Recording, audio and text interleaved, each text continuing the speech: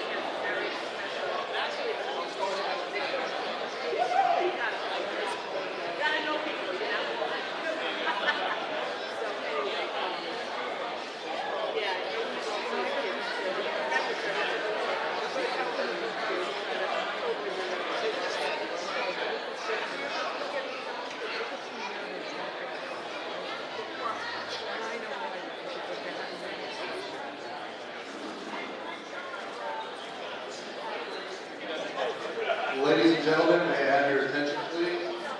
Please find a seat so that we may begin. Please welcome to the stage Ms. Lynn Stroman, Director of the Northport High School Tiger Marching Band, who will start us off this morning. And enter the facility.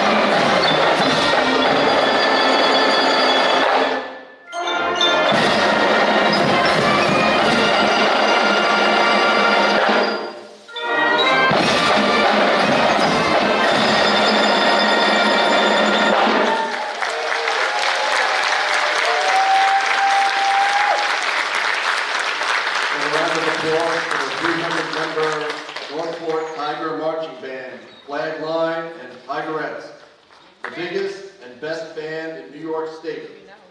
The band is directed by Ms. Lynn Croman, flag line director is Emily McGuire, and the Tigerettes are directed by Ms. Kaylee Lalota. The Tiger Marching Band was inducted into the Athletic Hall of Fame in 2018.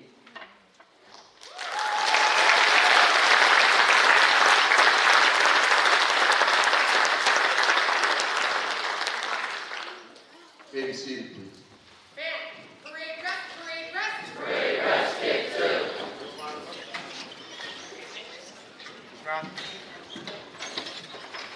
Good morning, and once again, welcome to the Northport High School and the induction ceremony for the class of 2023.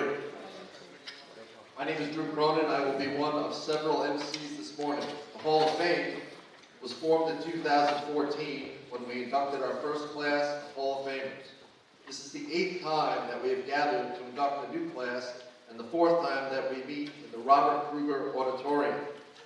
Since our inception, and including this year's class, the Hall of Fame has inducted 76 athletes, 6 coaches, 7 teams, 3 families, and 5 community members. A total of 96 inductees. I'd like to ask any previous inductees to the Hall of Fame who are with us today, please stand and be recognized.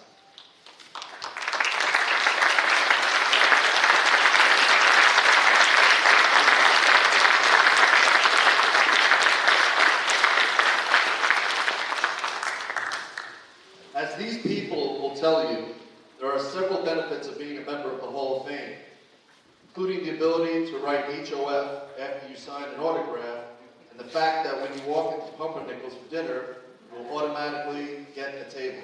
I did not write that. The Northport High School Athletic Hall of Fame Class of 2023 is a wide-ranging group. We had 8 outstanding athletes ranging from the class of 1951 to the class of 2009, whose achievements speak for themselves. We also have one of the pillars of the Northport East Northport youth sports community, whose founding in 1990 and subsequent growth can arguably be stated as the reason for the success of both the boys-girls and boys varsity sport in which they compete. Of course, I am talking about the Northport Lacrosse Club. This is a wide-ranging class of inductees, all of whom we are proud to have as members of the Hall of Fame. At this point, I'd like to introduce the officers and directors of the Hall of Fame.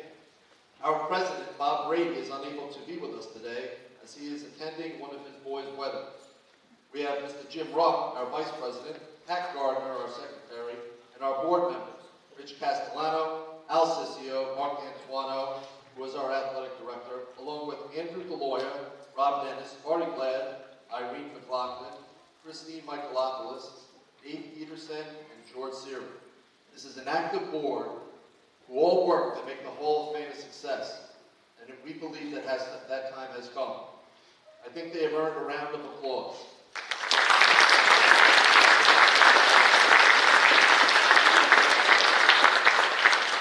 Before I introduce the first guest speakers who have agreed to keep their remarks brief, it falls to me to thank the many people and organizations who have supported the Northport High School Athletic Hall of Fame. They include the Northport East Northport Union Free School District, who have supported the Hall of Fame from day one. We thank the Board of Education and the administration for their support. In particular, our thanks to Superintendent Mr. Robert Banzer and our own Rob Dennis, the principal of Northport High School.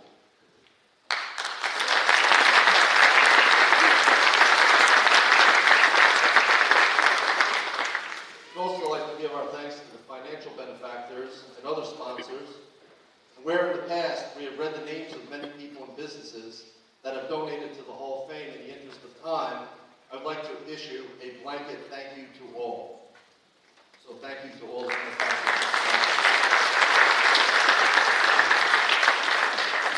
These benefactors also include the many people who donated to the fundraiser held last night in Abertandy's, which helped replenish the treasury. We thank everyone for your generous support. I now need to single out 2 individuals who year after year help in publicizing the Hall of Fame. I'm speaking about the 2016 Hall of Fame inductee, Mr. Dave Ambrose of the Northport Observer, and his ace sports reporter, Mr. Anthony Lafreri. Without these two gentlemen, the Hall of Fame could not have succeeded. We thank you and appreciate everything you do for the Hall of Fame.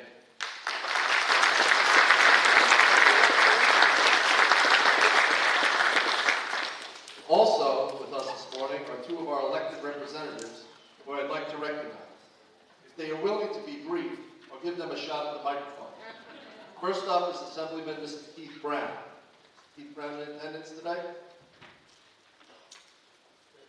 Thank you for the very brief remarks, Mr. Brown. And a gentleman who has been with us at every one of our induction ceremonies, former Assemblyman, now Town Huntington Town Clerk, Mr. Andrew Rea, who has been a supporter of the Hall of Fame since its inception. Mr. Rea, are you with us today? Again, outstanding work. Now for something serious, I'd like to now introduce our Superintendent of Schools, Mr. Robert Banzer, who is also a member of the 1983 Long Island Championship varsity baseball team, which was inducted in 2019. Mr. Banzer?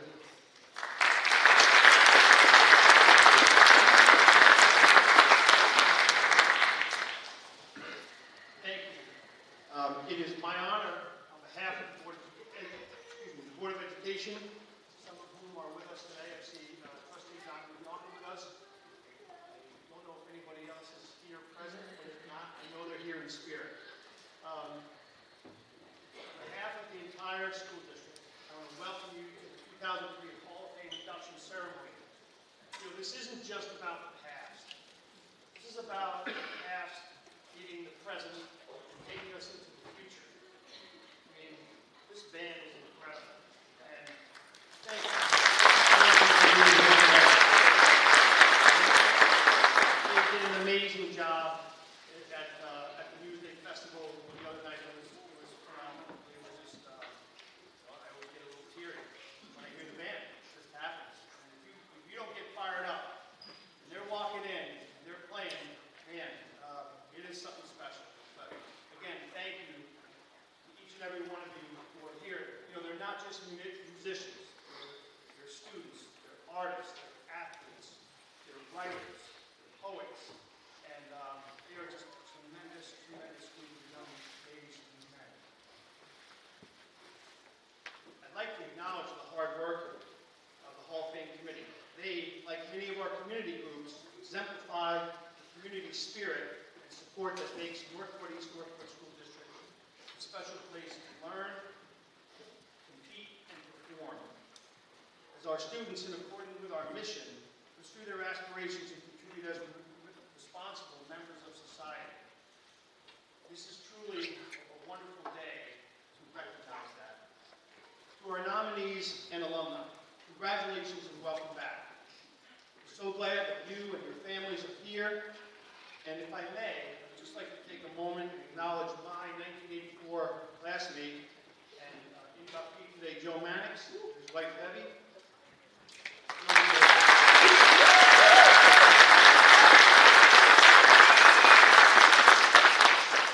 And you're going to hear a lot more about Joe, but as outstanding a wrestler as Joe was, he's even a better person. And just, you know, he has dedicated his career to public education. And Joe, welcome. On behalf of the entire school district, congratulations to all our nominees and inductees today.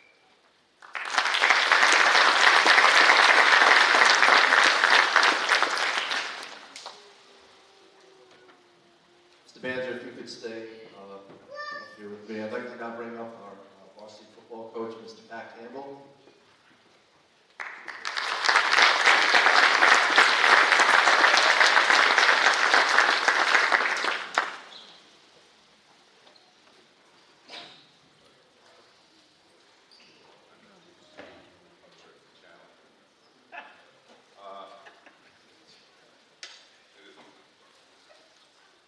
Guys, thanks so much, and congratulations for everybody that is being honored today. I wanted to say that I consider this both a great honor for me and a bittersweet moment to make this presentation to Rob Banzer. superintendent.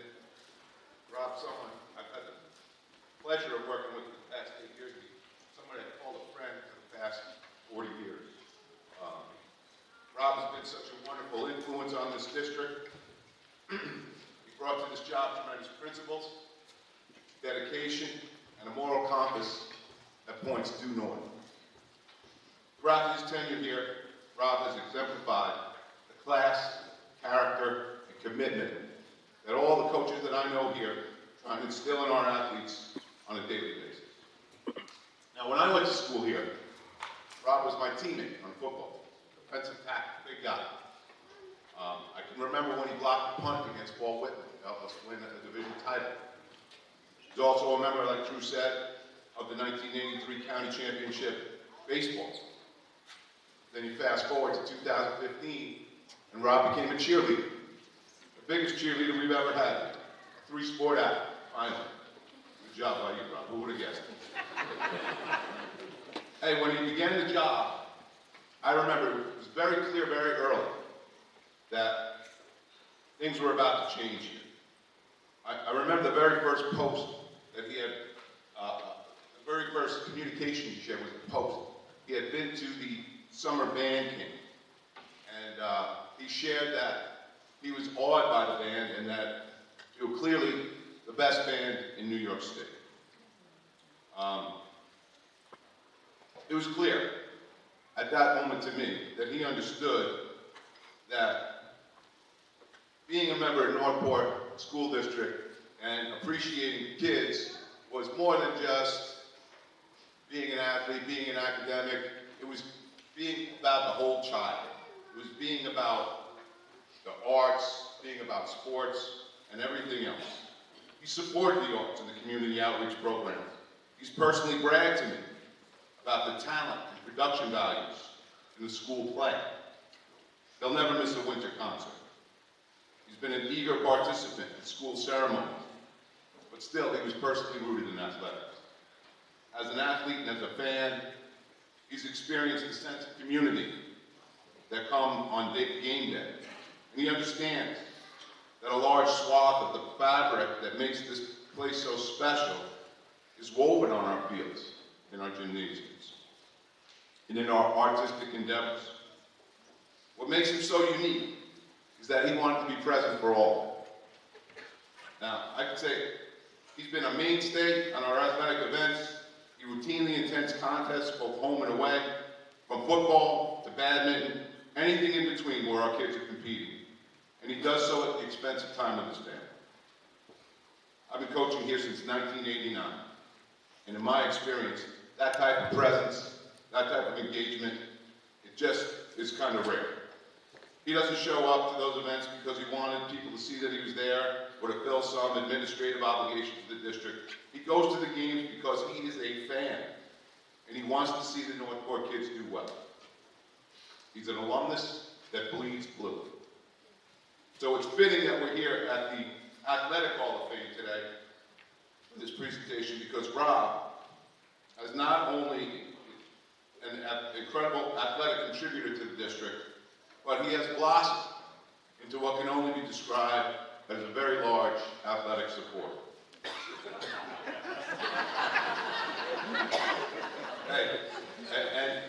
And we are very, very grateful for his tenure here and his unparalleled support. I can say that as a coach, and I know I speak for all the other coaches here. Rob, we're going to miss your presence at our games and events, but your support of our programs is something we'll never forget. So on behalf of everyone here and the programs that you've supported through the years, I want to express our deepest gratitude for your years of support and unwavering dedication. Your retirement be filled with joy, adventure, and all the things you love. You'll be missed on the sidelines, but you will be forever retired. So it's my pleasure, and I need to say that, it's through the hard work of Ali Johansson, our Football Booster Club president, and also through the idea and spirit of Lynn Croman that they put together this tremendous quilt. It is it's sewn together with team jerseys, t-shirts, donated appreciation from the various programs here at Northport. So congratulations to you guys.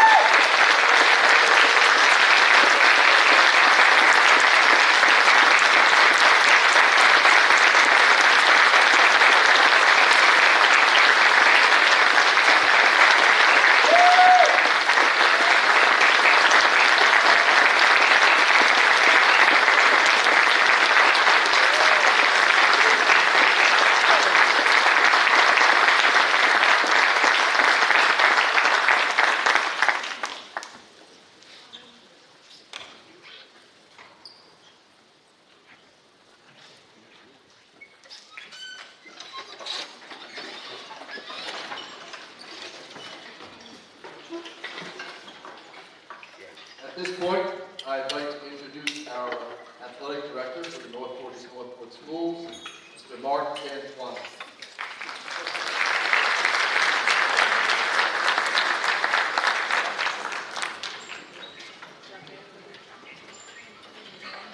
At this time, once again, we want to thank our marching band for being here, supporting our athletic team.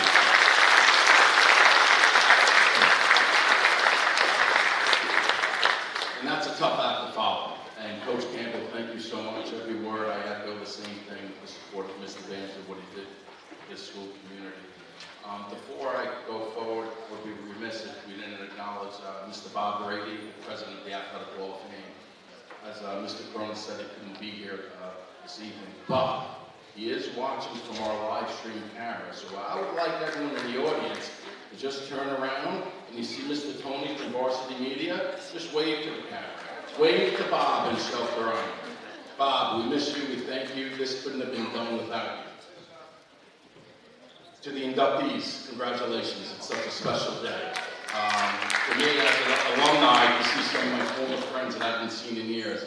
I got caught up with Tim McKenna, class of 1990. When I was in middle school, I was in awe of his athletic prowess, his unbelievable ability, but more important that I expressed to him, his calmness on the court on the baseball field. I just didn't know how we could do it. But it was great to see him and Brian Willie, a lifetime friend and a lifetime Northport Tiger. He was my childhood best friend and captain, so it's just so nice to see people that are from this community, that stay in this community, and go through the system and give back to this special place. And that's what Northport's about. And yesterday we had our pep rally, because this is homecoming week. And we had some pitfalls. The weather hasn't been cooperating all fall. But we met with Mr. Ron Dennis, our principal, and Cronin, Terrence Hinson, and we found a way. That's what Northport does. We find a way to get it done for the kids. And for the first time, we put this pep rally in the Commons, which is amazing. 1,600 people in the Commons. The band wrapped around, which was insane. Cheerleaders, Tigerettes, flag line, making a tunnel down the middle of the Commons. Teams assembled in the auditorium, honoring our student athletes, honoring our school community. That's what Northport does. We get it done. And then to close, last night I wanted to get in the mindset for this special day. And I watched the Kelsey documentary, which was very powerful about Travis and Jason Kelsey. And Jason Kelsey's a man after my own heart. He's a center. I was a center. You're grinding. You're getting, killed every single play. I think Mr. Banzer was a center too. Coach Campbell was a center. There's nothing pleasurable about being a center. And I had 400 discs to talk about it. But anyway, one thing he mentioned throughout the whole piece, it's a Philly thing. Well, it's a Northport thing. We do what we got to do to get it done. And as student athletes here, these guys did it. As a community group, they found a way. They harnessed people, they harnessed support, and he got it done. Enjoy today. Congratulations. We have the game at 2 o'clock. Come out. For people that haven't been here, the facility is a college facility. Embrace it. You should be proud of it. Go Tigers. And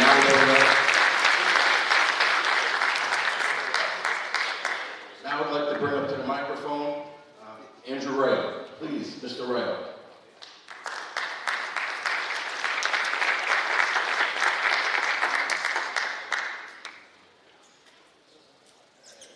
Hey everybody, sorry I'm running late. I told you what's going on today, you'd never believe me, but I try never to miss this event because it's so cool to recognize the people that make the Northport School District and its athletic teams the best. Don't tell anybody I'm saying that because I represent a lot of different school districts. But you all, I'm always privileged to be here. I love looking through the journal and taking a walk down memory lane.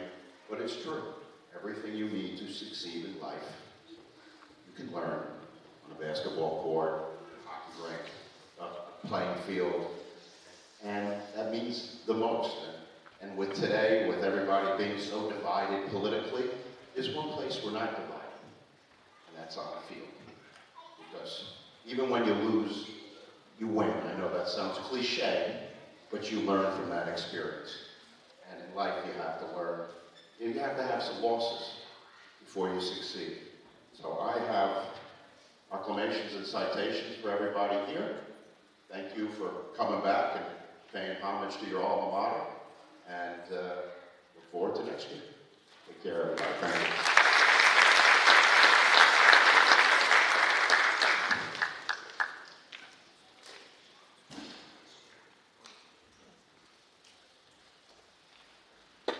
Thank you very much, Mr. Rea. I'd like to now continue with our program. By the way, in the comments, for all the people that have been here forever, remember when, was it the Good Raps that played in the comments? Remember those days? A little bit different now, right? So, this morning, each of our inductees will be introduced by a member of the board of directors of the Hall of Fame. This should keep us within the time frame we have and allow us to get to the football game on time. I do hope that all of you will join us for the varsity football game at 2 p.m. at Tiger Stadium, where we will present the new inductees on the 50-yard line right after the Tiger Band performs at halftime. Northport Tiger varsity football game is unlike any other in the metropolitan area. The pre-game festivities and the 300-member Tiger marching band performing at the half, it is truly an all-American event. I'd also like to point out the Hall of Fame is selling engraved concrete pavers to be placed in the Tiger Pride Community Walkway at the entrance of the athletic complex. We hope that you will purchase a paver or two to ensure the financial stability of the Hall of Fame. Information on how to purchase a paver is available on the Hall of Fame website or by accessing the site via the QR code that has been appearing on the big screen. Thank you again for joining us and supporting the Northport High School Athletic Hall of Fame, and congratulations to the class of 2023 and all of our inductees. Now I'd like to introduce our Mistress of Ceremonies and board member, Ms. Irene McLaughlin, who will proceed with the introductions of our 2023 inductees. Ms. McLaughlin.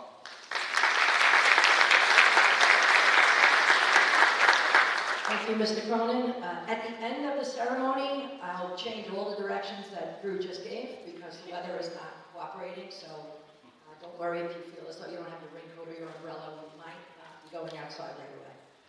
Here to introduce our first inductee, please join me in welcoming Al Sisio.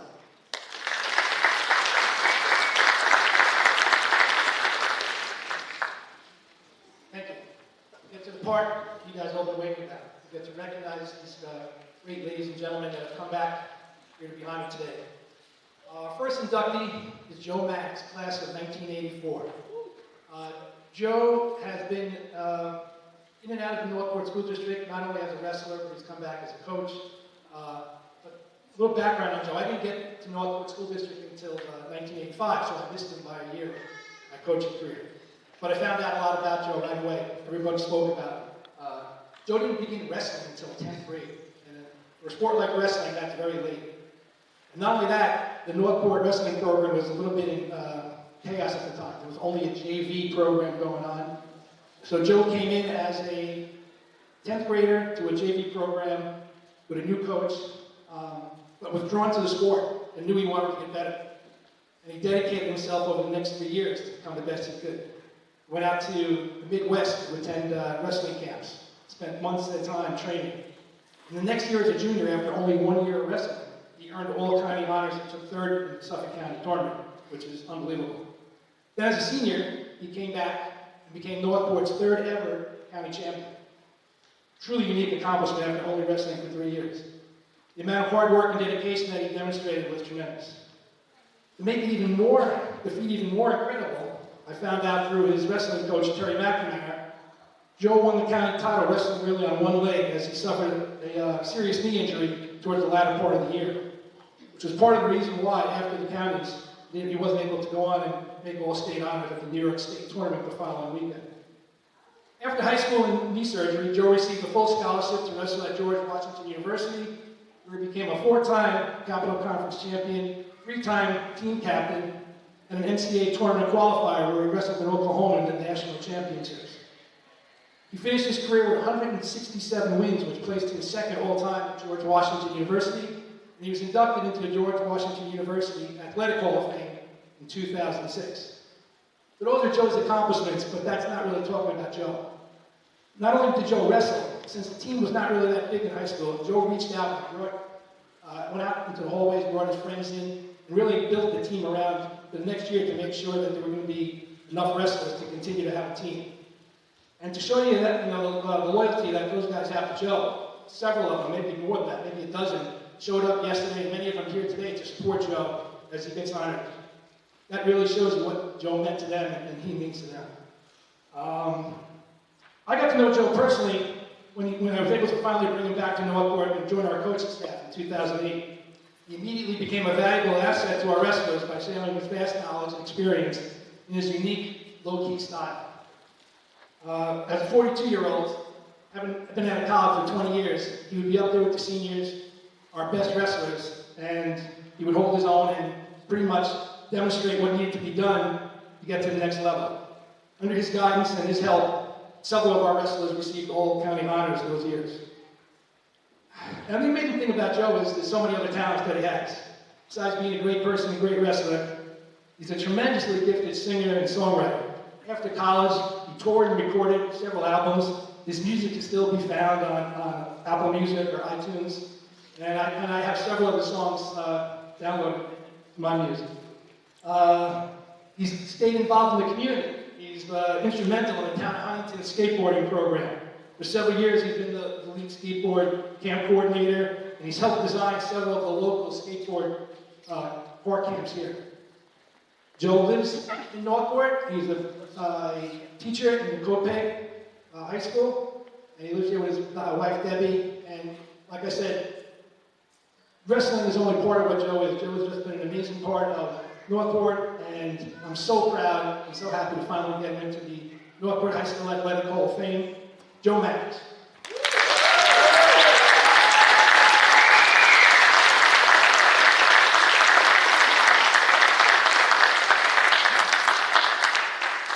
Wow. First off, I want to congrats to Rob Banza. When I first heard he was coming to Northport, I said Northport's very lucky to get Rob. So congrats. Can you hear me? All right. I'll make this quick. It's a brief speech. Actually, before I start my brief speech, I would like to have a moment of silence for my Northport High School wrestling teammate back in the day, Freddie Schneider, who passed away about 1.5 years ago. Freddie and his dad were both big supporters of Northport wrestling. So a moment of silence, please.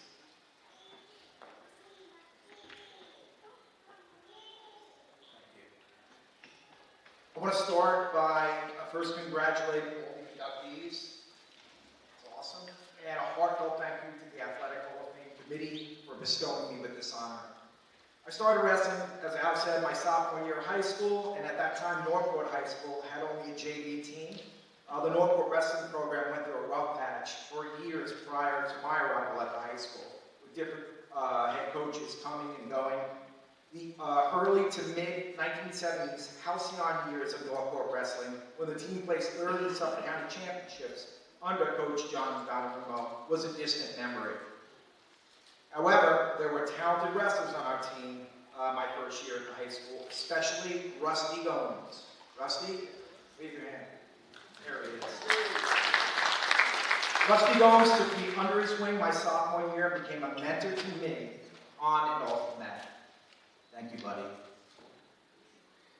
A big change came in my junior year when winning veteran coach Terry McNamara left a successful Pomac South wrestling program to restart our varsity program. Terry taught me a hell of a lot about wrestling technique and how to be a formidable opponent. If Terry McNamara hadn't become our coach that year, I'm almost certain I would not be standing on the stage right now. Terry, see you in the back. Thank you.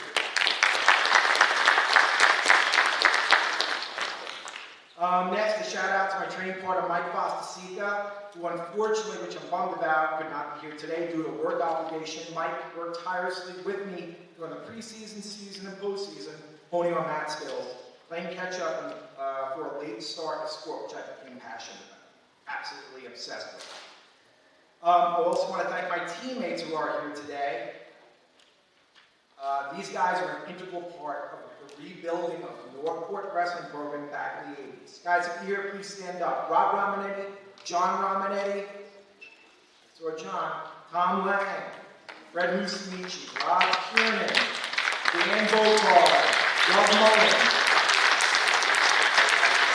These are my friends and an integral part of rebuilding the program.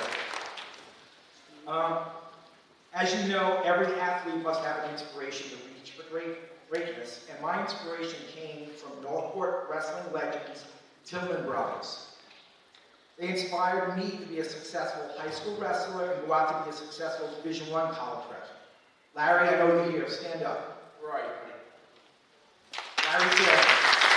So, Larry and his brother, Michael, were both, Larry was the first county champion, Michael was the second county champion, along with their brother, Randy, was a county finalist who then became a Division II All-American.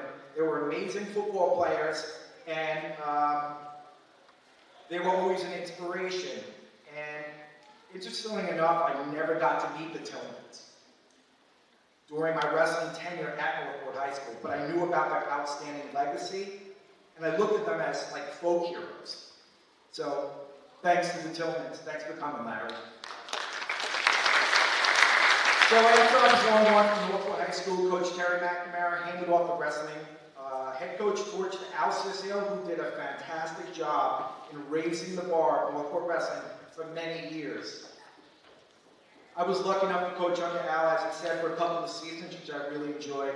Al Ciccio then handed the torch to Thad Alberti, who is currently coaching outstanding Northport wrestlers, like two-time state champion Matt Marlowe, who hopes to graduate this year as a three-time state champion.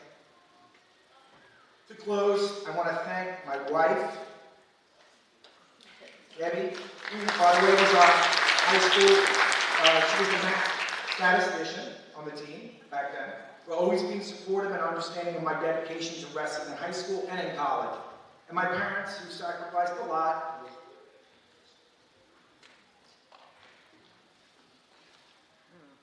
Sacrificed a lot to enable me to be a successful athlete and a solid citizen. Thank you.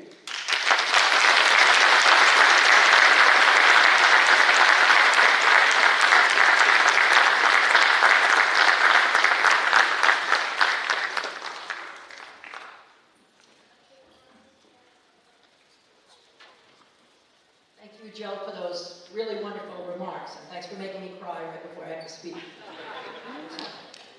At this time, I'd like to reintroduce Drew Cronin to come up to recognize Brian Siskey, and I'd like to ask Brian to come over to the podium.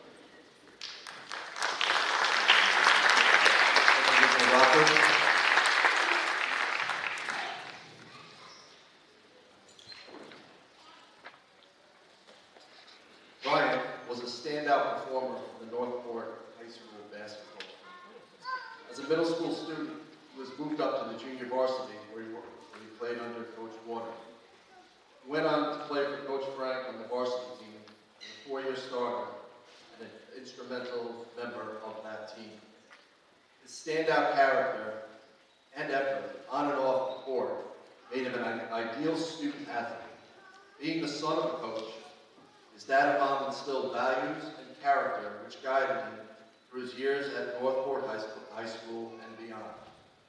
His high school highlights include a scoring total of 994 points, 730 rebounds, and 400 block shots. Clearly one of the best shot blockers in the nation, and definitely one of the best to come through Northport. He dominated the paint on his team on his way to 2 league championships. Brian was All-County 3 times, All-Long Island twice, and a McDonald's All-American nominee. A Street Smith All-American, along with being selected to play in many prestigious invitationals.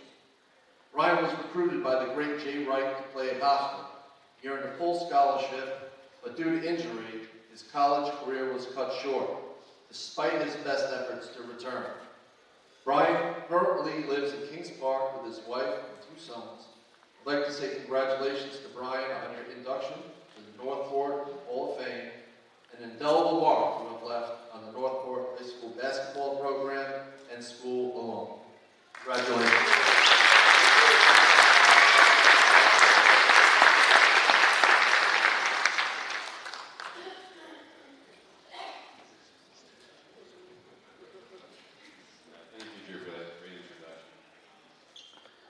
Congratulations to everyone. I'm certainly very honored to be here today to accept this incredible recognition to join the ranks of the Athletic Hall of Fame. I'd like to thank the committee for selecting me and putting everything together and all this hard work. When I look back at my time here, it feels like it was only yesterday. I'm filled with a lot of great memories that I'm carried with me for the rest of my life.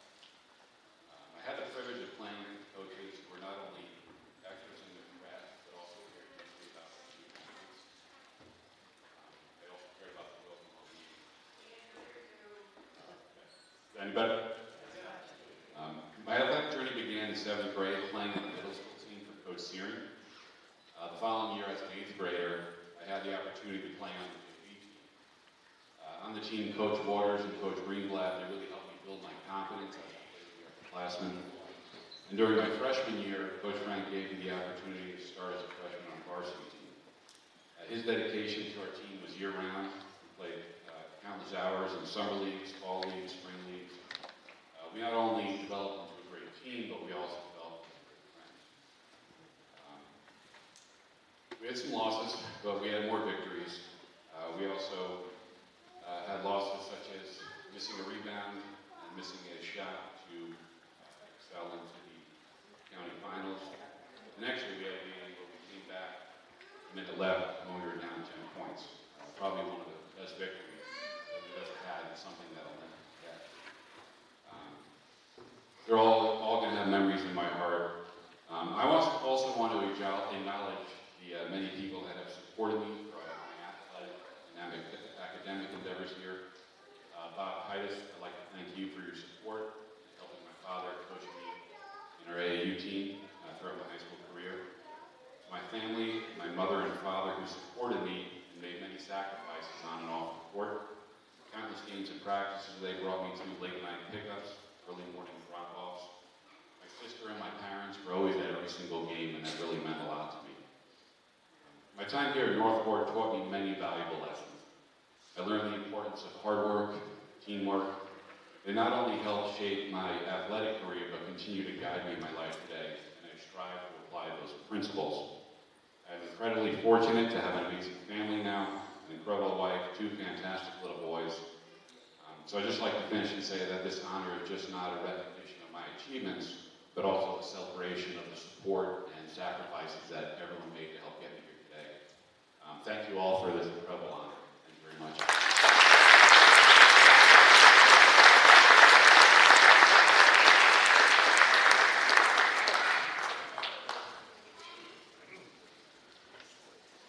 Thank you, Brian, and congratulations. At this time, I'd like to ask Andrew Galoya, our boys varsity basketball coach, to come to the microphone to present Tim McKenna, and I'd like to invite Tim over to the podium. Before I do that, I'd just like to make a brief announcement. Apparently, I looked at the record books, and Brian Sistek does have 1 more year of eligibility left. So he will be in the varsity this year and help us in our pursuit of county title. Thank you, Brian. Get yourself ready.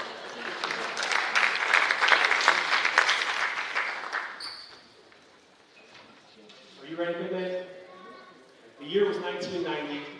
The place was the Northport High School Small Gymnasium. A group of 8 young men on their free period decided to play a pickup game. A gentleman with hair gave a pass to this big guy. This big guy dunked the basketball and pulled the rim down. The glass broke and it shattered.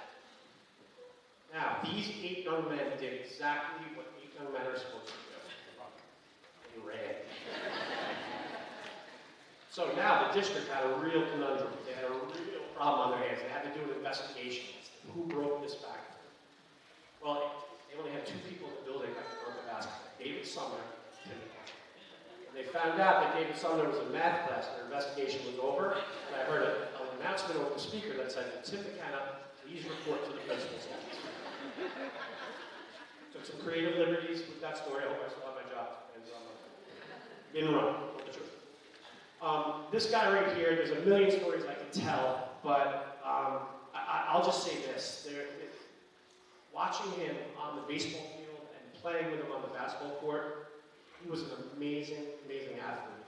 And he had tremendous success at Nassau Community College. Went on to play Division I baseball at Jacksonville, which is a Division I school. Right? But I'll tell you this, he's a Division I person. He's a Division I family man. He'll talk about his family, that's right there. He's a Division I success in business. He's a Division I pillar in his community, and I can tell you firsthand, he's a Division I friend. So I couldn't be happier to introduce one of my best friends in the world, the Northport Hall of Fame, the big man, Tim McKenna.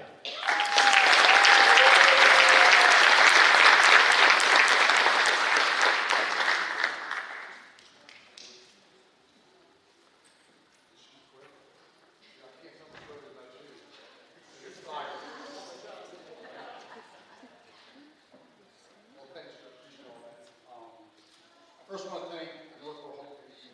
Thank you. I stand before you today with a heart full of gratitude and lifetimes of memories. You know that they say that you can't go home again, but standing here in the heart of Northport High School, I feel like I can. Here at Northport, sports are more than just games. They are the cornerstone of our community culture.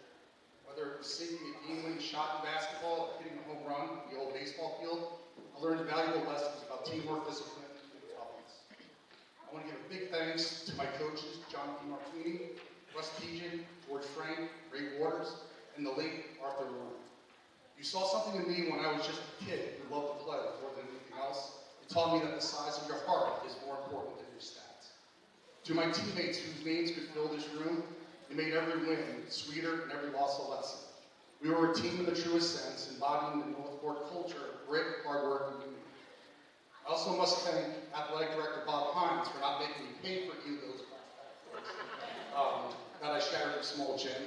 I guess that's why they have these breakaways out there now. I've been fortunate in life, but the sense of community and culture I felt here at Northport has influenced me beyond these walls. It's a spirit that has shaped me into the person I've become, and it's something that I carry with me every day. Thank you, everyone, especially my parents, who taught me that the value of hard work and determination. Special thanks to my kids, Dylan, Tyler, and Kate, for sharing a special day with me. I also want to thank my sister Kate, Brendan, and Rowan for making the trip, and a shout out to the Grant family for coming up from Florida. In closing, I want to take a special moment to remember Kenny Armstrong. If it wasn't for Kenny, I might never pick up a basketball. He saw something in me before I saw it in myself, and for that, I am eternally grateful.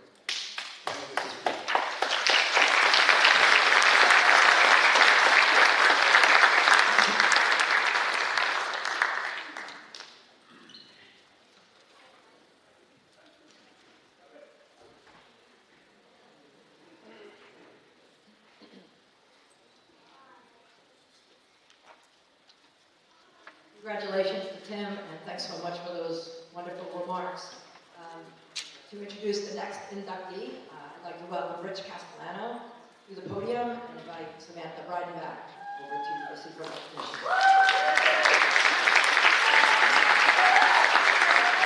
I wanted you guys to stay up here with Ryan, the tallest picture we've ever taken in the Hall of Fame. We had all three of you together. One thing before I start, I'm just impressed by Joe when he asked his wrestling teammates to stand. Having them here, I think, is one of the most special things. And wrestlers are always a weird bunch, a crazy bunch. But to come here, to honor a teammate, just totally amazing. As a coach, makes me cry. So, congratulations to the wrestlers. I appreciate you guys being here. If athletic teams are about family, then you know that every coach, just like every parent and grandparent, always wants what's best for their players and for their children. We are extremely prideful of our kids, their accomplishments, their successes, and their accolades they receive. Today I feel, along with our inductees families, that tremendous sense of pride. I am truly blessed to be able to say a few words about my players being inducted to the Northport Hall of Fame. Feel a part of their accomplishment that they will receive. That really, in my mind, defines what family is, and we always talk about family. There are 3 Lady Tigers being inducted today. Dawn McGrath, class of 1980, an outstanding high school, college, and professional basketball player, has traveled from Park City, Utah to be here, to be back home today.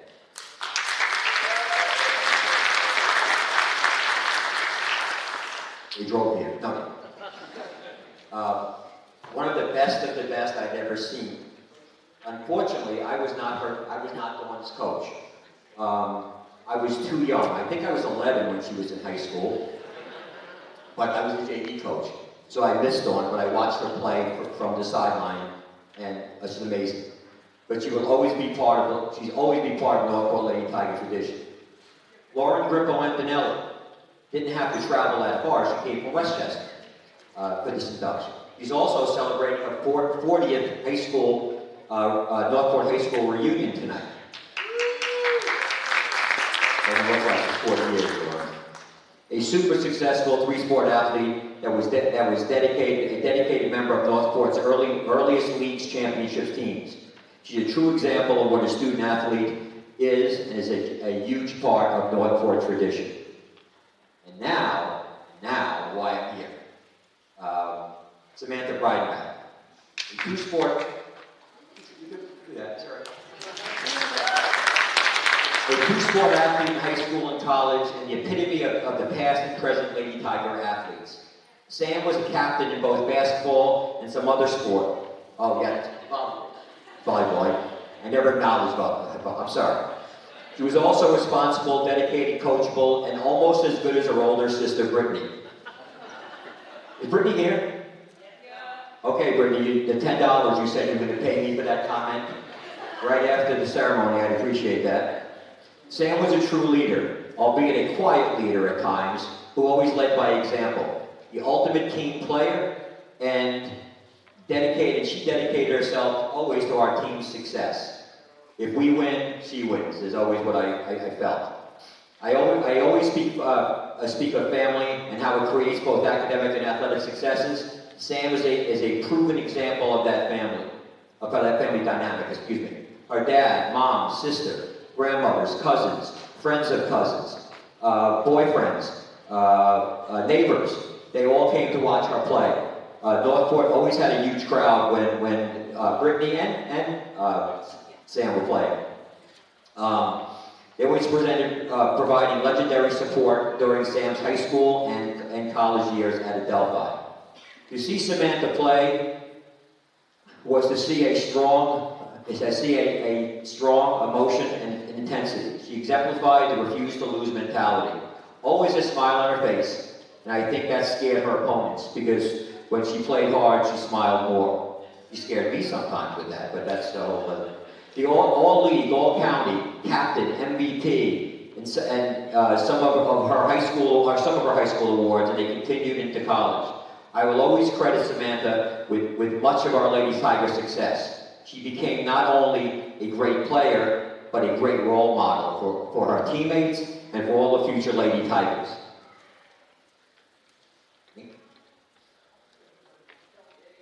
Ladies and gentlemen, and of course, Sam's family, it is truly an honor to present Samantha Breidenbach, Northport High School graduating class of 2009 for induction into the Northport High School Athletic Hall of Fame. Congratulations, Samantha.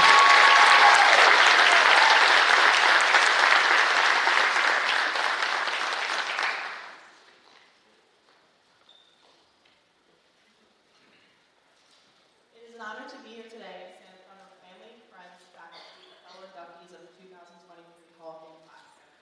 Thank you to the Hall of Fame committee for all your hard work and efforts to carry on the tradition and make it such a memorable event. I would like to thank all my coaches, teammates, and mentors throughout the years, as none of this would have been possible without you. Anthony Russo, Barbara Gear, Brian Billy, Reswa, also known as Doc, are just to name a few. Luchavetta, thanks for all your trainings that I never thought I'd survive, but somehow, someway I did. So thank you for pushing me to do better and be better. My support system has always been very big, and I'm lucky enough to have each and every one of you in my corner. Thank you to my parents for always supporting me in everything I do and no matter what. And thank you to my sister Brittany, who has always been there for me every step of the way and has always been my biggest supporter in life. My family's been part of the Northport community for many years. My dad owned a business in town for over 30 years. My mom, aunts, uncles, and cousins have all graduated from Northport. Dating back to when my grandpa, Ron Condren, graduated from the class of 1951, excelling in baseball and making it all the way to the minor leagues of the San Francisco Giants. With all his athletic accomplishments, he was inducted into the 2015 Northport Athletic Hall of Fame, and I'm honored to be standing here today, 8 years later, making him proud. My grandpa was a very special person, and it takes a special person to be great at just one thing. But my grandpa was great at so many things, in so many ways. I saw a quote recently that said, "A good coach can change a game, but a great coach can change a life," which leads me into Coach Castellano. What you built here over the years at Northport with the Lady Tigers is something that I am proud to say that I'm a part of. The traditions that you've created, the life lessons you've taught on and off the court, you just don't find every day. You've changed my life in such a positive way and for the better. You always have been and always will be one of the biggest mentors of my life, and I'm thankful and proud to say I was coached by you. Even though it was only for 4 years, you do always say a coach is a coach for life, so you're stuck with me. I'm thankful for all the opportunities that Northport has given me in these 4 years, and I was incredibly grateful to be named Outstanding Senior Female Athlete of the Year. It's one of the greatest awards that I received here at my time at Northport, knowing all the hard work I put in, the countless hours and trainings and dedication were all worth it. After I graduated from Northport, I had the opportunity to play basketball and continue my education at Adelphi University. I was fortunate enough to have 2 successful years playing basketball and even received the Marianne Bergery Award my sophomore year.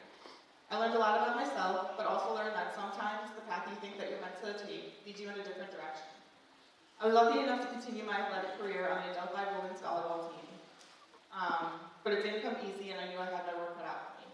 During this time, as a team, we won the NE10 championship my junior year, then was honored to have the title of senior captain, followed by assistant coaching, and winning 2 more NE10 championships. Without the lessons I've learned from all of you, the foundation and support you gave, I wouldn't have been able to take a different path and succeed.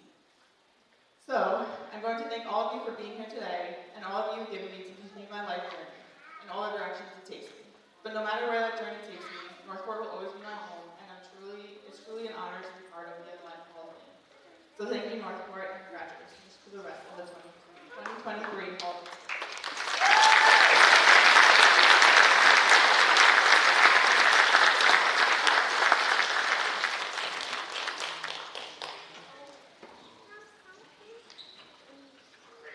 Rich just mentioned that he's very happy that Sam wore flats today. Thank you, Sam. Congratulations. Thanks for those great remarks. And thanks for making us whole. At this time, I'd like to introduce Jim Ruck and ask him to come to the podium. He will conduct Bill Oster posthumously, and we are very pleased to have Bill's wife, Barbara, and his son, Bruce, here to receive the award on his behalf. Please join us at the podium. Thank you.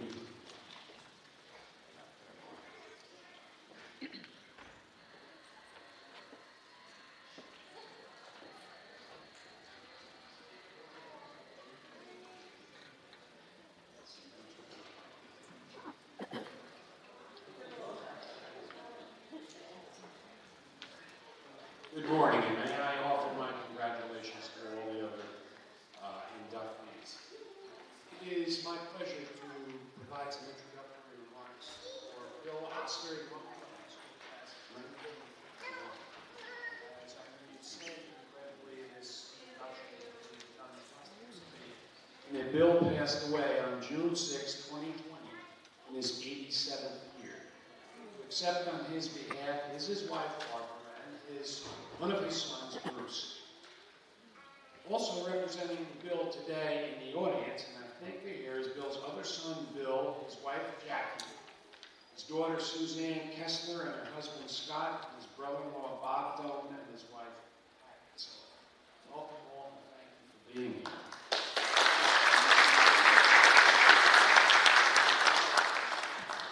Athletics were definitely different in the 30s, 40s, and 50s. Baseball was a major sport of those eras, and Bill was one of the best of the time. He was one of the elite Northport athletes who made it to the major leagues.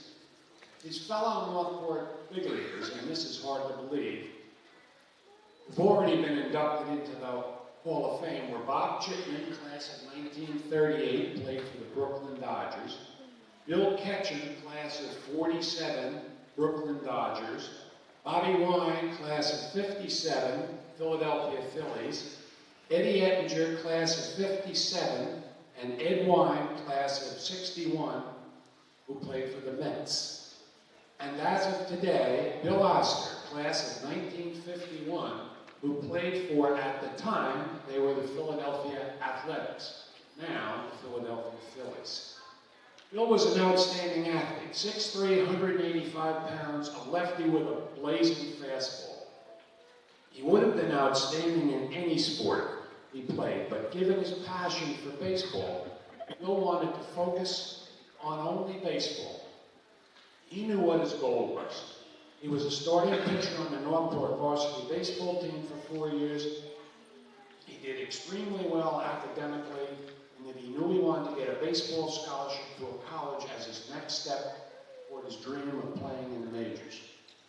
You have to remember, there were only 8 teams in the American League and 8 teams in the National League at that time. He loved school and always made studies his priority, that is, baseball. His efforts earned him a baseball scholarship to NYU, one of the most prestigious colleges and baseball programs in the Northeast. His baseball coach at NYU said, and this is incredible, Oscar was one of the finest pitching prospects that I've seen in my 30 years of coaching. After 2 years of serving as a starting pitcher at NYU, Bill was drafted and pitched for the Philadelphia Athletics in 1954.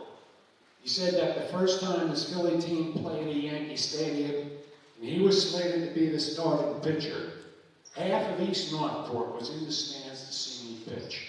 Bill was so proud of his high school and his hometown.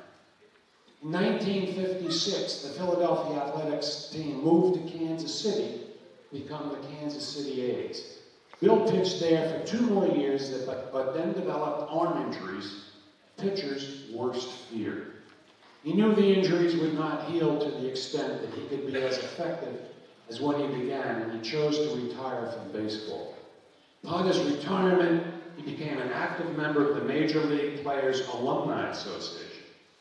Following retirement, Bill returned to Long Island and entered into the electrical business. He created his own company, County Electric, and ran that until he retired at age 75. One final quick story. When playing the Red Sox in Boston at Fenway Park, Bill was sitting in the bullpen with his pitching coach, Raleigh Hemsley. They are going over the hitters, and Raleigh reviews all the players Bill might face, except Ted Williams. I think you're old enough or have read about Ted Williams. Bill then asks, so Raleigh, where do I pitch Ted Williams? Raleigh pauses and then responds, looking at him right in the eye, son, you just throw it and duck it. Truth be told, when Bill did finally face Ted Williams for the first time, Bill struck out the splendid splinter on 4 pitches. Whoa! Possibly the proudest moment Bill or any major league pitcher at that time could have had. That said, Bill was a guy who could keep things in perspective. He always followed the telling of that story by adding with a big grin on his face, on Ted's next time up against me. He blistered my best fastball off the light pole in center field. Ladies and gentlemen, please join me as we ask Barbara Oster to accept for her husband, Bill Oster, as he becomes a member of the Northport High School Athletic Hall of Fame, class of 2023.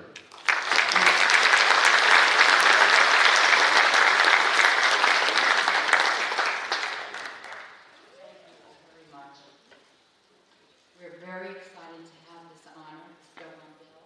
We definitely Northport. Started out playing baseball in the road, and when he could. And led him to Northport High School baseball team. And he just loved school, loved playing baseball in Northport High School, and it led him to bigger and better things, and he always appreciated it, always. So on just behalf of him and the whole family, we really thank you very much.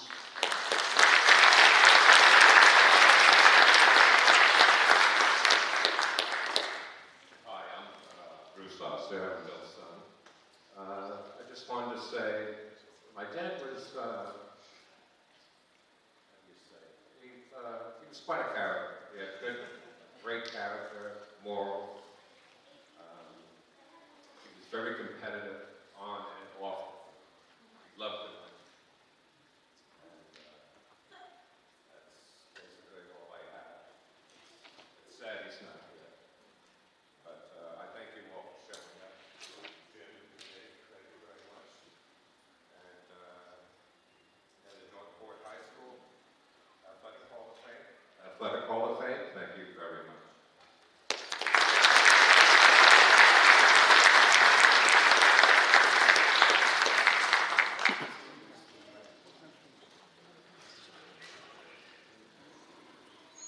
Thank you to Barbara and Bruce for their comments, and congratulations to your wonderful family for this great honor.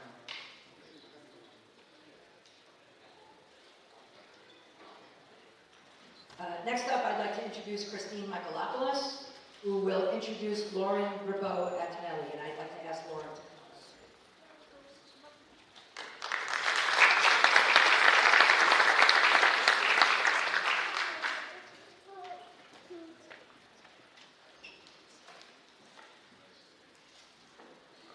Today we come together to celebrate the induction of a remarkable athlete whose journey in the world of sports has been nothing short of extraordinary. But before we talk about that, I want to give you a fun fact that I learned last night, that her and my sister shared a limo to the prom in 1983. I've been asked not to share any of those details. All right, let's move on with her accomplishments. So Lauren's accomplishments on the field and courts are not just a testament to her skill, but also to her unwavering dedication, leadership, and character. We are immensely proud to welcome Lauren into our Athletic Hall of Fame. Lauren's story in the world of sports is one of excellence that began with her achievements in field hockey, basketball, and softball. In field hockey, she left an indelible mark, earning all-league honors, all-conference recognition, and an honorable mention all-county title. Her journey in basketball was equally illustrious. Lauren was a dedicated member of the Lady Tiger basketball team, and her remarkable skills played a pivotal role in securing one of the first league championships in 1982. Not content with excelling in just two sports, Lauren also displayed her talent on the softball field.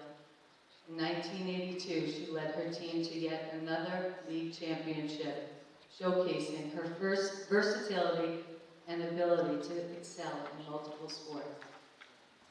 As if her athletic achievements weren't impressive enough, Lauren graduated from SUNY Oswego with cum laude honors, further highlighting her commitment to excellence both in the classroom and on the field.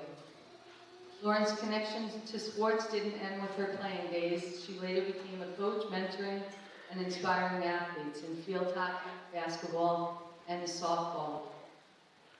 Furthermore, Lauren's professional journey led her to a successful career at Ernst & Young, where she credits much of her success to the values and qualities instilled in her during her high school sports days.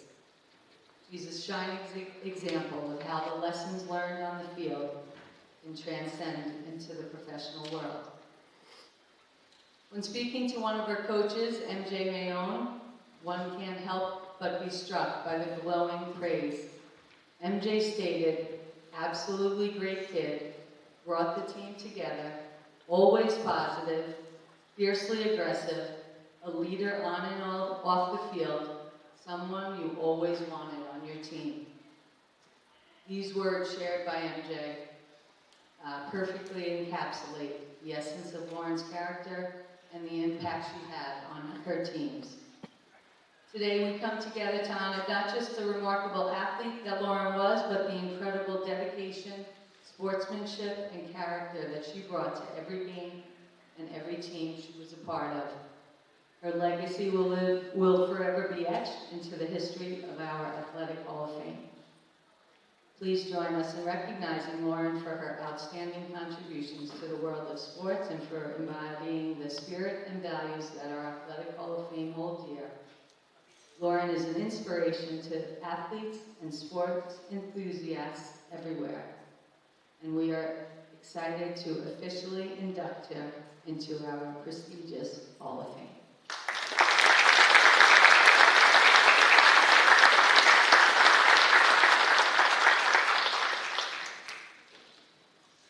Christine, that was absolutely beautiful.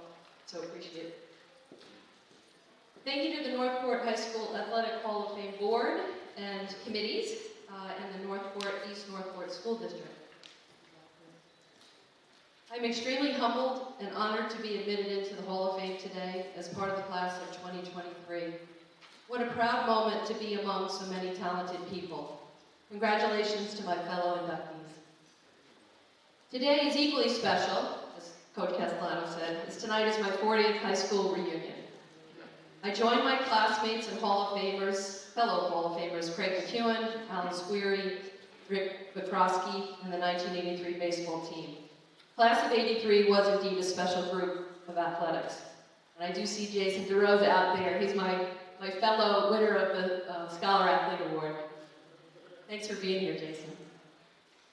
Thank you for this lovely presentation today and the journey back in time. Special gratitude to the Observer journalist, Reese Toomey, who wrote a lovely article. I was thrilled to meet her and be part of her internship experience, despite being from Smithtown West, former rivals of ours in basketball. I wish her well at UConn. My time at Northport High School was extremely special and formative in who I am today. I feel blessed to have had the opportunities that Northport Athletics offered me. The athletic director, the late Bob Hines, his admin, Sheila Frankel, my wonderful coaches, Mary Jane Mayon, thank you for being here today, Coach Castellano, honored when he gave me the call, and Allison Shore, inspired me and showed me what an effective and compassionate coach looks like. They created environments where I felt welcome, included, and supported. Behaviors I have carried with me into my leadership positions in the corporate world. I would be remiss to not call out a few special teammates. Two are here today. Christine Mooney, who I saw in the lobby. Tracy, I think that's Tracy. Is that Tracy? No! All right, forget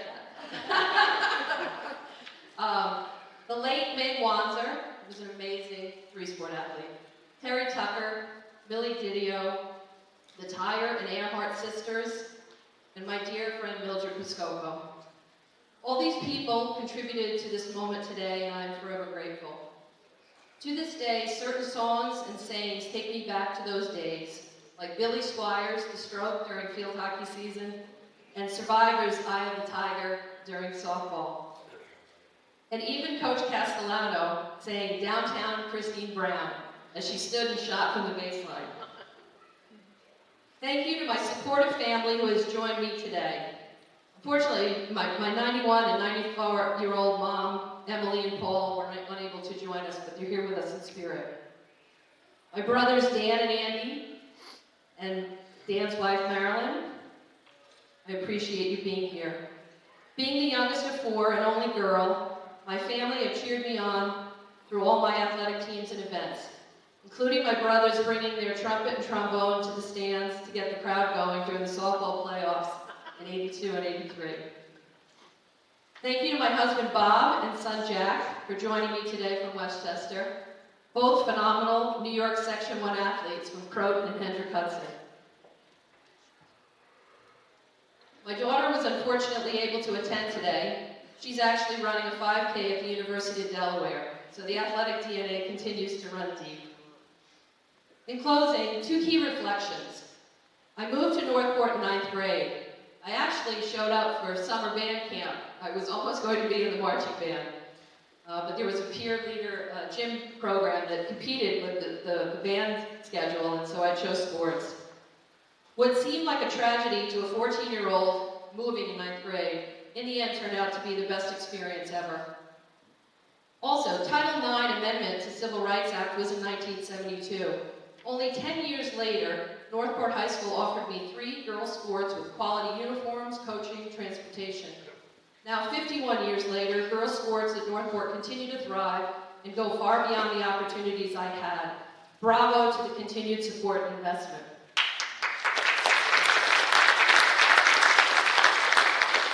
And yes, I would have loved to play field hockey on turf. Our dreams to play at Hofstra, the only turf around back then, were crushed in a loss I will never forget. Thank you again for this wonderful honor. It's great to be a Tiger.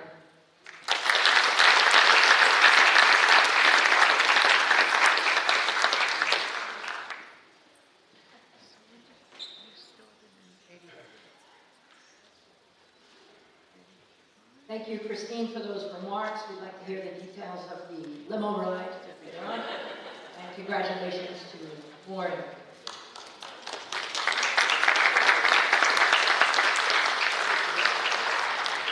I'd like to ask Dawn McGrath to come join me at the podium.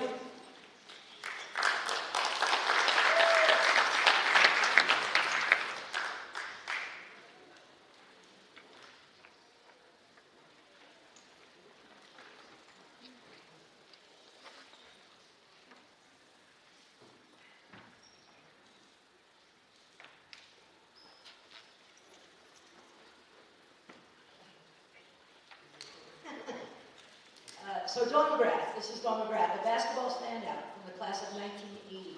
She had an incredible career, beginning at Northport High School, continuing at Hofstra University, culminating in Sweden. Dawn played for Coach Hilda Blyer, as well as Coach Harry Waller, who was in attendance today. She was a force to be reckoned with on the court. Driving, shooting, rebounding, and blocking shots, this talented athlete could do it all. Dawn continued her basketball career at Hofstra, where she played at the D2 level under Coach Harvey Pizer. In 1982, she became team captain, and in her last 2 years, she was named team MVP at Hofstra. Dawn and her teammates were able to win the Metropolitan Conference Championship against CW Post, which is now called Long Island University, setting an all-time record that season with 27 wins. The 1981-82 team also brought home the Eastern AIAW Championship Tournament title. AIAW was the governing body for women's athletics at the time. It stands for Association for Intercollegiate Athletics for Women, and was, back in 1980, was replaced by the NCAA, who recognized women's athletics at that time. As a result of that championship tournament title, Dawn's entire team was inducted into the Hofstra University Hall of Fame in 2013. Dawn graduated from Hofstra with a bachelor's degree in psychology in 1984. After playing for Hofstra, Dawn received an opportunity to travel to Sweden and play, help me with this word, for the Albeck professional team. Exactly what I was going to say. Dawn's former Swedish coach, Henrik Wallen, pushed her to advance her playing skills and perform at her highest potential, and that she did. Dawn currently lives in Park City, Utah with her husband. She earned a Bachelor's of Science degree in nursing from Western Carolina University and a master's degree from the University of Utah in Public Health. In addition to her work as a nurse, she has been working at the University of Utah in a program called Home Away from Home, helping college students find housing with University of Utah alumni. Please join me in congratulating Dawn McGrath for induction into the Northport High School.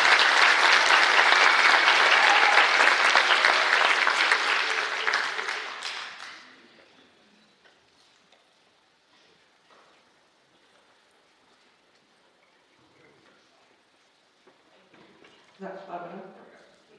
Thank you, Northport High School Athletic Hall of Fame Selection Committee. I'm honored and humbled to be standing here after playing my last game in this school over 43 years ago. Seems like a lifetime, yet only yesterday.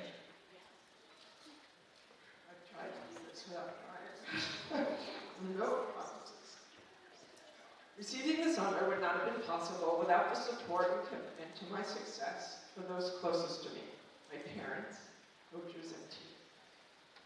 Yet outside my bubble, and maybe more influential, was the enactment in 1972 of Title IX. I'm pretty sure at 10 years old, I wasn't aware of what the impact that law would make on my life. It opened previously closed doors to me and other girls. In 1978, a mandate required that all educational institutions reward males and females equally. Without this, I would not have been offered a scholarship 2 years later to play basketball at Hofstra University.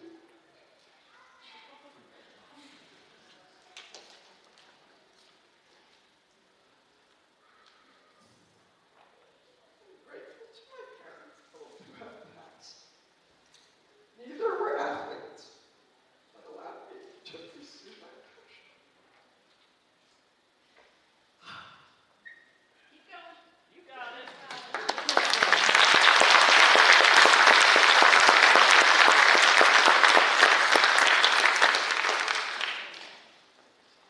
My mom, she never missed a game. She drove me all over Long Island and bought me my first pair of Adidas, which were cleaned regularly, and the soles never touched the outside pavement. My dad, he was prophetic. He figured if he paid to go to basketball camps throughout the summer, I might get a college scholarship. And he was right. He also was a hypnotist and helped me to imagine in my mind the ball going through the net during a foul shot. And it definitely helped. I still hold a top 10 spot at Hofstra with 82% from the line.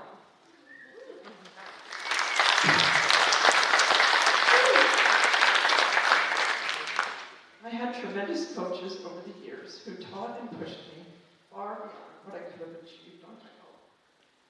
Coach Bruzzo from East Northport Junior High was instrumental in helping me to recognize my strengths and kick-started my career.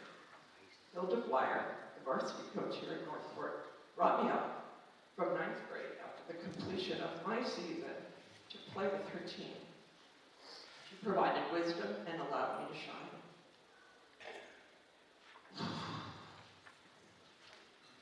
Marty Pizer, who's here today, recruited and awarded me the first full scholarship for basketball.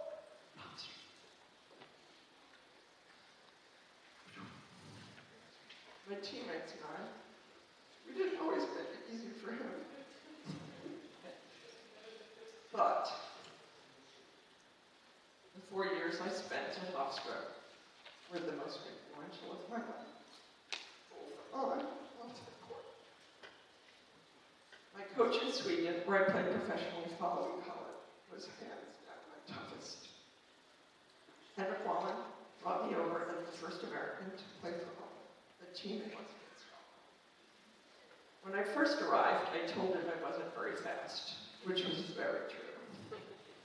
But he didn't accept this, and he proceeded to tell me what he expected, which was to rebound the ball, be the first one down the court for the fast break, and then make the layup.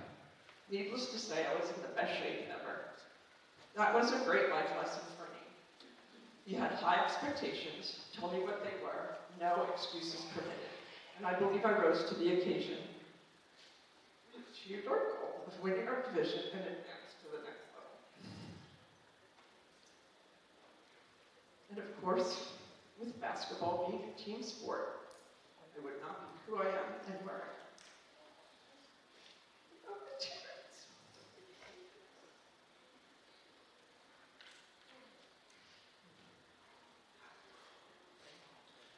Wins are always more special when shared with those who are part of the journey. While losses don't hurt nearly as badly when worn together. Some friends become teammates. Sue Ryan, for example, was a neighbor and friend from grade school, and probably one of the main reasons I'm here today. I believe she nominated me and tracked down my cell phone number from Coach Castellano. Though Sue and I have fallen out of touch, my memory of her work ethic, kindness, and tenacity have influenced influenced me throughout my career. This is the tough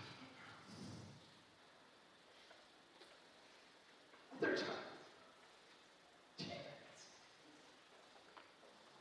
friends, and roommates, and lifelong confidants. In the summer of 1980, when I received the names of my future roommates, I had no idea that they and others on my house would walk with me through boyfriends, breakups, deaths, weddings, children, divorces, lots of laughs, a few tears, plenty of adventures, and some join me here today to celebrate my function. So thank you again, Mom, Dad, coaches, friends, family, and all who helped me to be the woman that I am.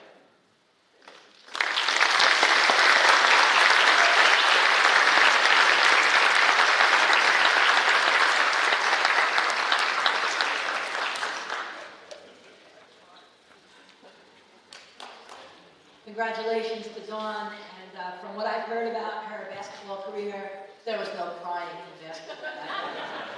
No prisoners, is what I heard about her. Great job. Congratulations.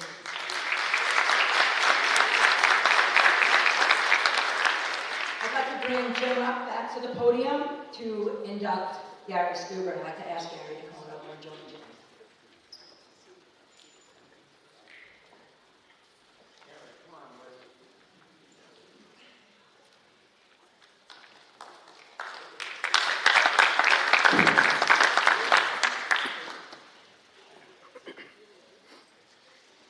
Good morning again, or good afternoon. It is indeed my honor and pleasure to introduce Gary Stuber as a Northport High School Class of '71 inductee of the Northport Athletic Hall of Fame. I began teaching in Northport in the fall of 1968, the same year that Gary and his buddies entered the high school as sophomores. Little did I know, I was able to be a first-hand witness to their athletic talents, their growths and personalities, also their struggles and their successes. As much as it was a special time for them, likewise it was for me. I witnessed an incredibly talented and focused group of athletes who not only shined while in high school, but then honed their athletic abilities while at college and beyond. Today, Gary joins a number of his fellow athletes and teammates who have previously been inducted into the Northport Athletic Hall of Fame. For sure, it's about time for Gary. By the way, Gary didn't look like this. Gary was a three-sport, extremely talented athlete playing soccer, basketball, and baseball. During the fall seasons, he and his teammates were always very successful in soccer. In their senior year, they beat the perennial powerhouse Brentwood team to win the Long Island tournament. Gary was awarded with All-League and All-County honors. In the winter basketball seasons, their overall lack of size, team size, limited their level of success. That said, they were incredibly aggressive and were always competitive, even against the powerhouses that were loaded with size. In the spring, Gary played baseball. Different sport and different results in Northport. Northport was the gold standard of Long Island baseball during his entire high school career. Gary owned the infield, playing primarily second and third base, and pitched when necessary. While he would have preferred to be the shortstop and would have performed at an all-league level in that position, he played whatever position the coach thought would best help the team. In his senior year, the Tigers won the Suffolk County Championship. To say Gary had a great basketball career while at Northport is an understatement. Batting over 500. For most of the season, his final average was .426, batting in the third position. He had become so strong, and his reflexes were so good, that he could hit any pitch, no matter what kind, how fast, where it was thrown, or or who threw. He was selected for All-League, All-County, and All-Long Island. The Clemson head soccer coach contacted his coach, Stan Mechanic, in the spring to inquire about Harry playing at Clemson. That was the beginning of an aggressive recruiting effort that resulted in a very successful Clemson men's soccer program. In the fall of '71, Gary's freshman year, excuse me, while they had a good team that went 9-3-3 in the Atlantic Coast Conference, they did not have much of a fan following, as Gary describes it. We had a couple people stand on the side. For his sophomore year, his coach had recruited more foreign players who were more used to soccer than Americans, and they won the ACC championship. Soccer was becoming a game to be seen at Clemson. As a junior, they went to the Final Four at the Orange Bowl in Florida, playing for the national championship. As a senior, they were again the ACC champs and had become pride of the Clemson student body and a place to be seen. Following graduation from Clemson, Gary entered into the field of recreation and served as a director of parks and recreation in Goose Creek, South Carolina for over 40 years. Given Gary's incredible success, when I was talking with him the other day, with baseball in high school, I had to ask him why he didn't continue with baseball at Clemson along with soccer. As Gary tells it, in his sophomore years, he was well into college life. I mean, we know what it's like to be in college. He was in the weight room one afternoon when the baseball coach, this elderly gentleman with a deep southern drawl, approached Gary as Gary was working out doing bench presses. He looked down at Gary and said, "I've heard you're pretty good at baseball, son, and are interested in trying out for the team." You had to understand Gary. Gary told me that at the time he had long, shaggy hair and a scruffy beard. Remember what it was like. Maybe every year. The coach, before Gary had a chance to respond, said, "But son, if you do want to try out for the team, you will first have to shave and get rid of that long hair." If you knew Gary, you'd understand what happened next. Gary said he paused, and then, as he was looking up the coach, he responded with his New York attitude, "Tell you what, coach, I'll try out the way I look. And if I make the team, I'll shave and get hair." Regrettably for Clemson baseball program, coach was not able to incorporate that response into his southern thinking. He never got to try it.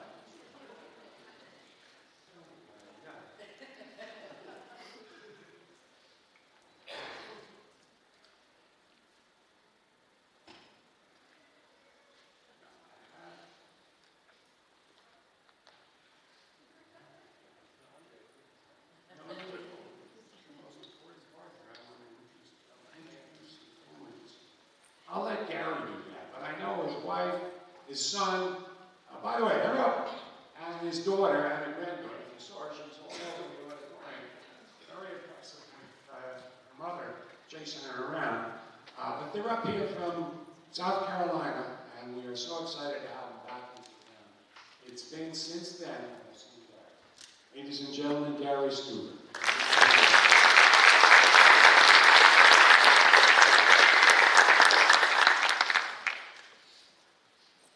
Yes, my name is Gary Stuber. When I was working, I'd always spell my name first, especially in recreation, because people have so many arguments and complaints. I wanted to make sure they knew who I was, so they could complain to me. But my attitude, I left Northport when I was 18 years old to Clemson. And we, Kathy and I, my wife is here, my son Jason, my daughter Lane, her youngest daughter, best friend from high school, Barry Leto, is here too. But when I left, my parents dropped me off in Clemson. I knew no one. But I can honestly tell you, Clemson is a beautiful place to live. I graduated after 4.5 years, and I married my wife, Kathy, and I had an opportunity to get a job either in Riverhead or in Charleston, South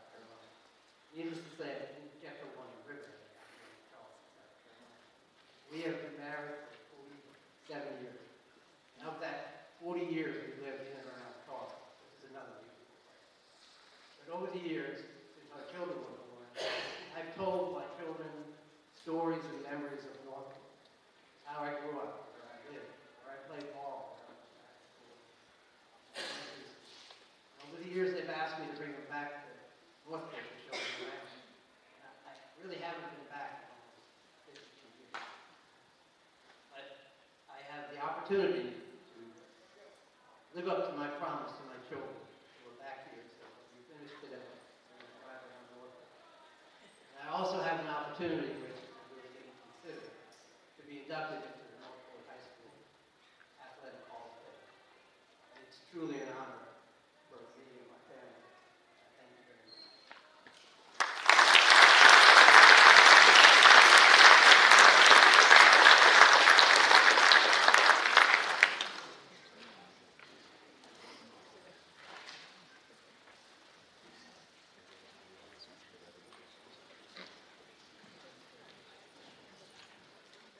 Jim, for that great introduction. Congratulations to Gary. At this time, I would like to ask the leaders of the Northport Lacrosse Club to join me on stage at the podium. Jim Amon, Tom Lembo, Andy Thompson, Brian Willard, Chris Campbell, Joe Napolitano, Rich Ford, Bruce Ferraro.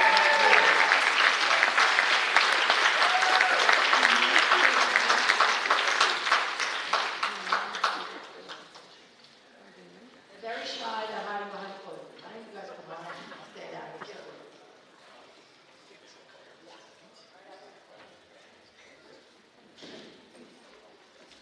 I also should mention a couple of other names who can be here today. Bob Macaluso, George Searing, and of course the Acapulco family. They are very important members as well. So let me tell you a little bit about the Northport Lacrosse Club. The Youth Lacrosse program had its genesis in 1990 when a group of dedicated parents, along with Jim Amon, the former athletic director in Nassau County, and Bob Macaluso, a Northport High School boys varsity lacrosse coach, took 70 boys into competitive league play. The early youth program fielded teams in combined grades of 3rd and 4th, and 5th and 6th, and played in the Nassau County League. The originators of the youth program had the vision of establishing Northport as a highly competitive lacrosse program. With the help of Suffolk County PAL, the program was able to weather the challenges of the first 3 years. Dedicated parents and volunteers persevered with borrowed equipment frequently stored from game to game in the trunks of families' automobiles. Through the cooperation and support from the East Northport School District, the youth program was permitted to practice and hold its home games on the high school practice fields. As the boys program was in full stride, the girls organized themselves, also under the PAL banner. Maureen Horty and Marilyn Bukoda started the girls program in 1995. Marilyn, a standout college player from Hofstra, was the program's first girls coach, while Maureen Horty took care of the administration of the team. The beginning was a modest one, with 24 girls on one combined 4th, 5th, and 6th grade team. The girls program flourished over the years as well, and currently supports over 150 players on 7 teams. Seeing the need for an instructional program for the young ones in our community, a clinic for 1st and 2nd graders was added to the repertoire of the club. In 1999, the clinic served 40 youngsters and has grown over the years. The Northport Lacrosse Club was established in 2003 and currently serves over 200 players in the K-2 clinic and between 600 and 700 players in the club each year. Boys and girls lacrosse is thriving at Northport High School, as you all know, and it all began with the Northport Lacrosse Club and its countless volunteers, parents, coaches, board members, team moms. They are the lifeblood of the Northport community, Northport Lacrosse community, a community that is clearly tremendously successful. It is my pleasure to recognize these fine people and to induct the Northport Lacrosse Club into the 2003 Northport High School Athletic Hall of Fame. Congratulations.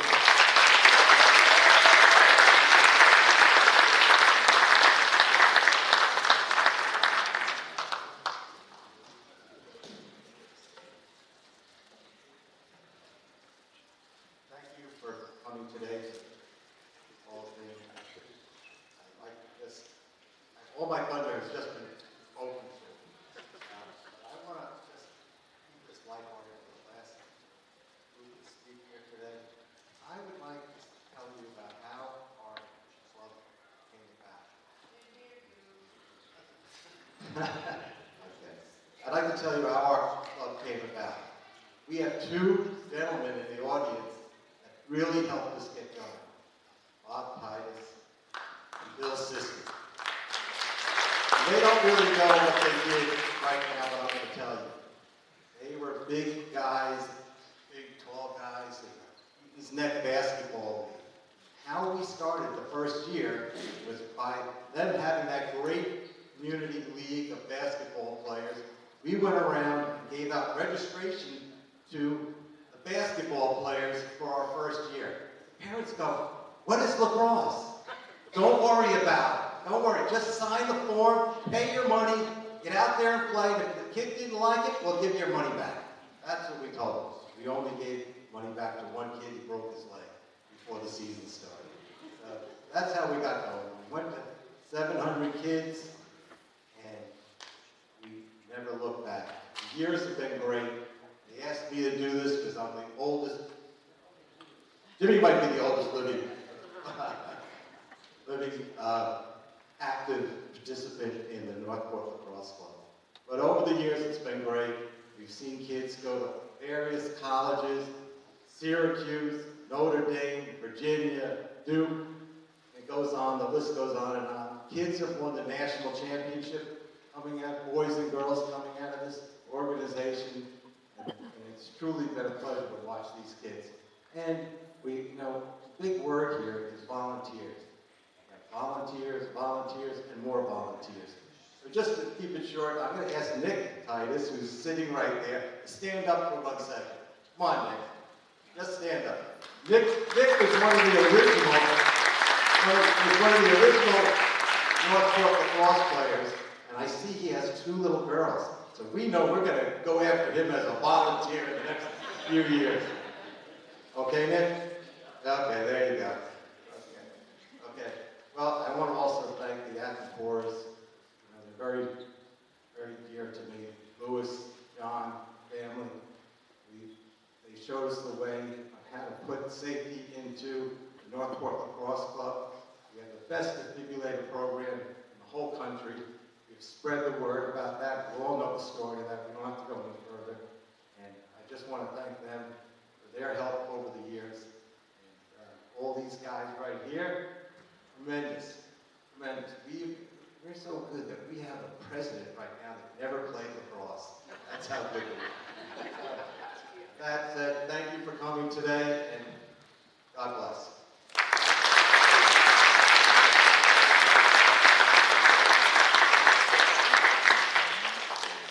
I'll make it very short. It's a pleasure to be here as a resident of Northport and to be associated with this very fine Northport Lacrosse Club. I didn't realize that many years ago when I carried a lacrosse goal on top of my car, drove down to the pit with several young men from Northport and began teaching them lacrosse. And only to be joined with Bob Macaruso, who's running a school-based camp up here in Northport. My camp is beginning, of course, for lack of a better name. But we got together and we formed one particular group of young men. I think it correlates to those boys that were participating in one of the 2001 Class A championship up at Orchard Park in Buffalo. So I think that correlates, the beginning of the lacrosse to what occurred for those young men. So anyways, thank you very much. I appreciate being a part of this. I congratulate all the inductees, and I certainly congratulate Mr. Banzer on a wonderful career. It's wonderful as a former athletic director for many, many years. Hear a fellow coach talk about their superintendent in the way that Coach Campbell did. Thank you very much.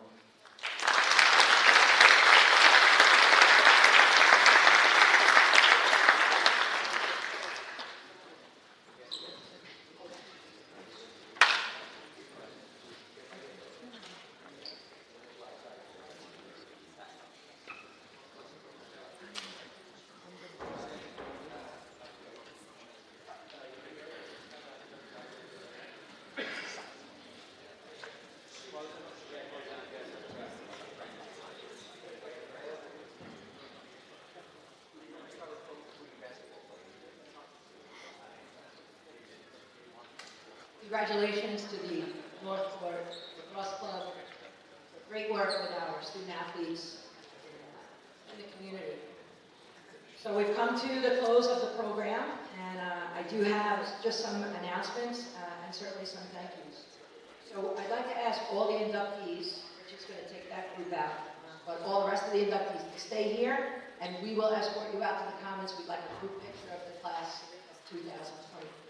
So sit tight, and we'll walk you all out. Special thank you to our athletic department, custodial staff in our district for assisting in the setup today. Certainly thank you to our Northport High School marching band, Flagline and Tigerettes. They are absolutely incredible. Thanks to our Board of Ed for their support, and two of our board members are here, Donna McNaughton and Tom Lochran, and we appreciate your volunteerism and your support over the years. Thanks to the Observer for covering sports in an incredible way in our community. The kids' faces light up incredibly when they are stars in the community, when they see their names and their pictures in the paper. You guys have done a fantastic job with that. I'd like to thank the Northport High School Athletic Hall of Fame, the Executive Board, and the Board of Directors for the incredible effort over months and months to make today a reality. They've done just an outstanding job. Just as a reminder, Drew had mentioned the QR code, and he pointed to the screen, but the QR code wasn't on there. It is on page 14 in your program. So the QR code really is just a reminder that one of the initiatives of this Hall of Fame is the Tiger Pride Community Walkway. And this is kind of a new endeavor. We're in the process of selling bricks that you can purchase, anybody can purchase, and have something etched on the brick, and it will become part of the walkway between the Lewis Ackenhorn Fountain out to the rock, out to the football field. So that's something that we invite you to do, and you can certainly look at page 14 to get some details on that. My understanding is that we are going to go to the Commons for a celebration rather than going out immediately to the field, because the weather is touch and go at the moment. There are refreshments and things to eat out there, so we welcome everybody out to the Commons.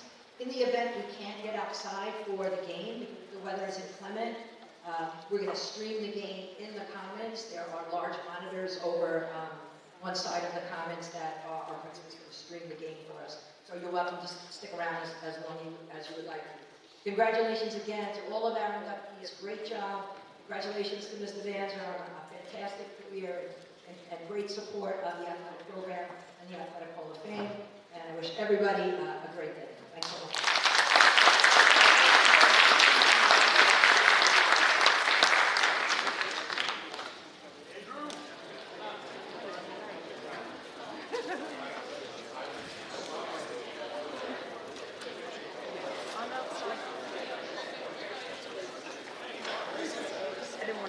You're watching Varsity Media, New York's high school sports network.